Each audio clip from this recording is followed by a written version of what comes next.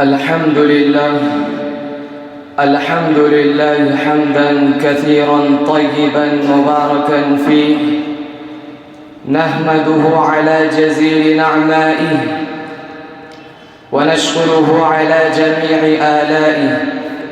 هو الأول والآخر والظاهر والباطن، وهو بكل شيء عليم.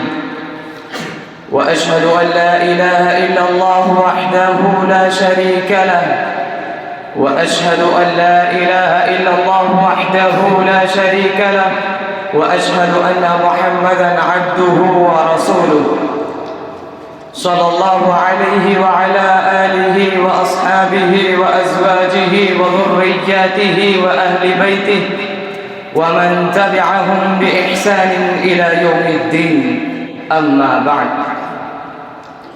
فقال تعالى في القرآن العظيم: أعوذ بالله من الشيطان الرجيم، بسم الله الرحمن الرحيم. إن هذا القرآن يهدي للتي هي أقوم، ويبشر المؤمنين الذين يعملون الصالحات أن لهم أجرا كبيرا، وأن الذين لا يؤمنون بالآخرة أعتدنا لهم عذابا أليما. صدق الله العظيم. حضرة رئيس الاحتفال المحترم وسادة الأجلة وأساتذة الأجلة وزملاء الأعزة، إني أريد أن أخطب أمامكم خطبة عربية يسيرة سهلة حول الموضوع القرآن الكريم.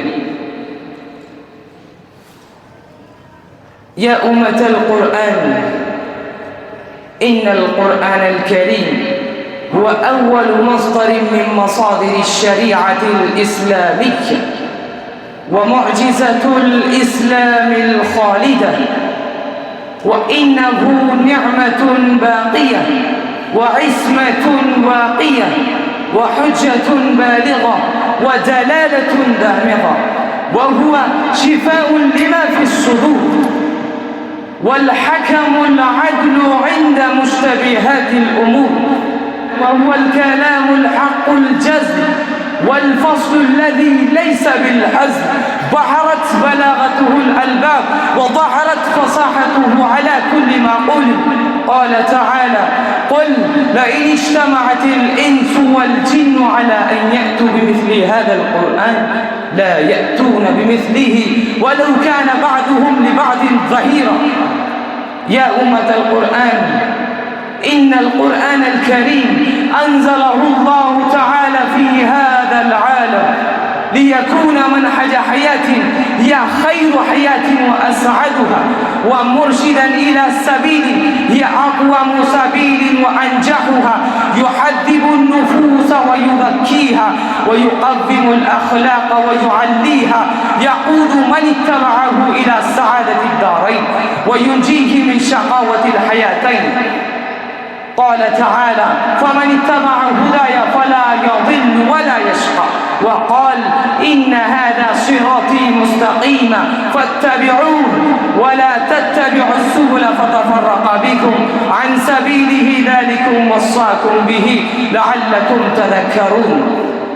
أيها الإخوة، إن القرآن الكريم هو محور الأمة الإسلامية، وقلبها النابذ القفاء، ومرجعها الأم الأصيل، ومحركها المؤثر الفعال.